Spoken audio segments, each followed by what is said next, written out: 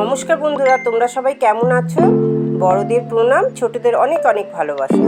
হজপচ রান্নাঘরে চটপট আমি আরেকটি রেসিপি নিয়ে চলে এসেছি, তোমরা দেখতে থাকো। আজ দেখতে পাচ্ছ তো আমি কি বানাচ্ছি।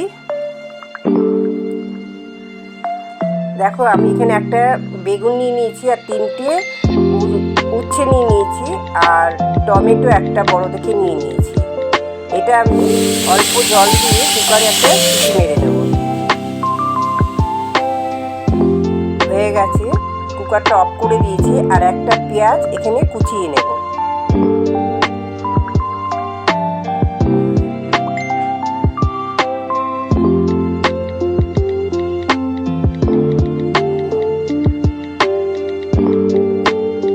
আর 4টে ছোট ছোট কাঁচা লঙ্কা নিয়ে নিয়েছি, এটাও আমি কুচিয়ে নিচ্ছি।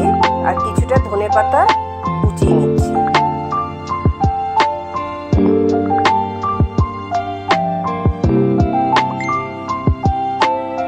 সব হয়ে গেছে কোচানো। এবার আমি কড়াইতে সর্ষের তেল দিয়ে দিলাম 1 টেবিল স্পুন। 2টো শুকনো লঙ্কা ছিঁড়ে দিয়ে দিলাম। এবার আমি পেঁয়াজ কুচিটা দিয়ে দিচ্ছি।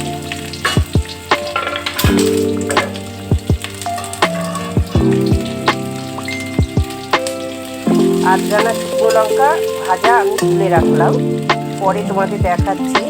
এবারে পেঁয়াজ কুচিটা দিয়ে নুন দিয়ে দিলাম, দিয়ে এটা একটু লাল করে ভেজে নেব।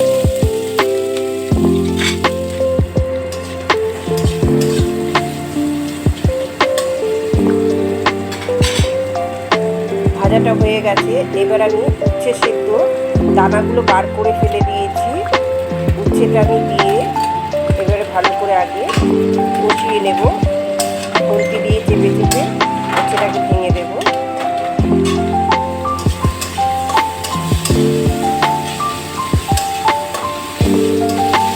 এবারে টমেটো, বেগুন সেদ্ধ সব দিয়ে দিলাম। এই উচ্ছে বেগুনের ভর্তাটা এত অপূর্ব খেতে লাগে গরম ভাতের সাথে। বন্ধুরা, তোমরা একবার এভাবে বানিয়ে খেয়ে দেখো। এবার আমি কিছুটা ধনেপাতা কুচি ওপর থেকে দিয়ে দিলাম। এটা কষানো হয়ে গেছে তেলের মধ্যে। কাঁচা লঙ্কাও দিয়ে দিয়েছি।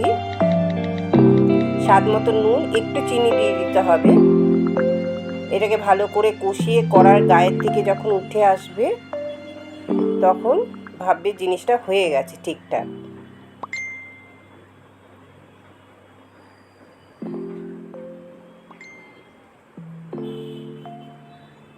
তোমরা একবার এইভাবে বাড়িতে বানিয়ে খেয়ে দেখো, অপূর্ব লাগে। আর কিছু দিয়ে খেতে লাগে না, এত অপূর্ব খেতে লাগবে এই উচ্ছে বেগুনের ভর্তাটা। বন্ধুরা, তোমাদের এই রেসিপিটা কেমন লাগলো? যদি ভালো লাগে লাইক, শেয়ার, সাবস্ক্রাইব করে দিও। দেখো, ওপর থেকে আমি একটু ধনেপাতা দিয়ে দিলাম আর ওই শুকনো লঙ্কাটা তুলে রেখেছিলাম ওর উপরে সাজিয়ে দিলাম। আর 1 চা চামচ সর্ষের তেল উপর থেকে দিয়ে দিলাম। এটা কাঁচা সর্ষের তেলটা দিলে খুব সুন্দর খেতে লাগবে, গন্ধটা ভালো ছাড়বে। বন্ধুরা, তোমরা সবাই সুস্থ থেকো, ভালো থেকো। শেষ অবধি দেখার জন্য অনেক ধন্যবাদ।